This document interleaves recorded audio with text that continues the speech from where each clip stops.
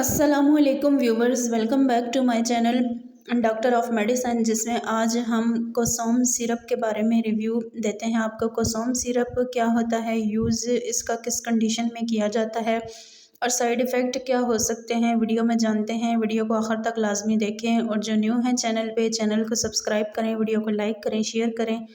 Thank you so much. बात करते हैं कोसोम ई सिरप 120 ml के बारे में या कोसोम के शरबत के बारे में। ये मार्टन डव की प्रोडक्शन होती है। 120 ml में ये सिरप अवेलेबल होता है और ये डिज़ाइन किया गया है मुख्तलिफ़ किस्म की खांसी के लिए, यानी रिप्रोडक्टिव कफ, स्मोकर कफ, उसके अलावा काफ़ी इस तरह की जो खांसी होती है या कफ की जो सिचुएशन होती है, चेस्ट कंजेशन होती है, उसके लिए ये डिज़ाइन किया गया है। इसकी प्राइस 100 के आसपास होती है और इसके अंदर पाए जाने वाले जो इसके एक्टिव इंग्रेडिएंट हैं वो अमोनियम हाइड्रोक्लोराइड है, डाइफिनाइल हाइड्रामाइन HCl है और अमीनोफिलाइन इसमें पाया जाता है।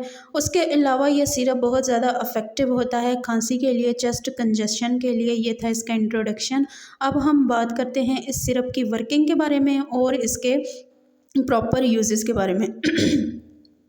कोसोम ई सिरप हर किस्म की खांसी, जैसे तंबाकू नोशी की वजह से होने वाली खांसी, दमे की वजह से होने वाली खांसी, एलर्जी की वजह से या सांस की बीमारियों जैसे कि ब्रोंकाइटिस के इलाज के लिए इस्तेमाल किया जाता है। इसमें डाइफिनाइल हाइड्रामाइन HCl, अमीनोफिलाइन और अमोनियम हाइड्रोक्लोराइड एक्टिव इंग्रेडिएंट्स के तौर पे बिल तरतीब एक एंटीहिस्टामाइन और ब्रोंकाइडिलेटर, एक नेचुरल एक्सपोरेंट के तौर पे शामिल हैं। इन अज्जा का मजमूआ फेफड़ों में पट्टों को आराम देकर सीने की जो जलन होती है या जो भीड़ होती है या जो कंजेशन होता है या जो टाइटनेस होती है उसको दूर करने के लिए काफ़ी हद तक इस्तेमाल किया जाता है, जिससे आपकी खांसी को बहुत हद तक रिलीफ मिलता है।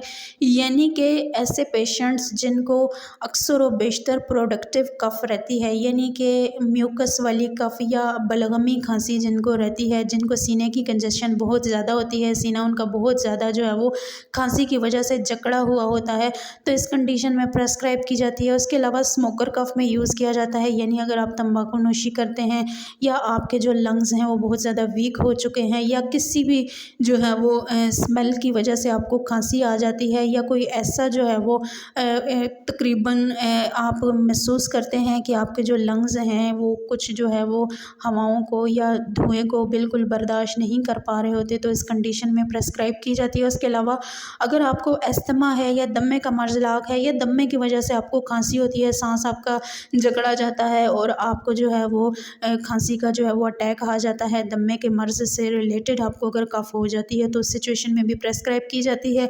उसके अलावा अगर आपको एलर्जिक सिम्टम्स हो जाते हैं, यानी मौसमियाती तगैर की वजह से अगर आपको एलर्जी होती है, यानी जब मौसम चेंज होता है तो आप पे असरअंदाज होता है, एलर्जी हो सकती है आपको, तो इन सिचुएशन में भी प्रेस्क्राइब की जाती है। उसके अलावा cough due to respiratory disease such as bronchitis की कंडीशन में इस्तेमाल की जाती है, यानी सांस की नाली में अगर आपको जकड़न रहती है, सांस के मसाइल आपको रहते हैं, यानी कि आपका जो गला है वो ख़राब होने की सूरत में अगर आपको खांसी हो जाती है तो इस सिचुएशन में भी ये बहुत हद तक बेस्ट होती है। ये थी सारी ऐसी कंडीशन, यानी कि हर तरह की खांसी में आप इसका इस्तेमाल कर सकते हैं। अब हम बात करते हैं कि किस तरह से आपने इसका जो है वो इस्तेमाल करना है। तो ऐसे पेशेंट जो कि इस तरह की खांसी में मुब्तला हैं वो इसका इस्तेमाल कर सकते हैं।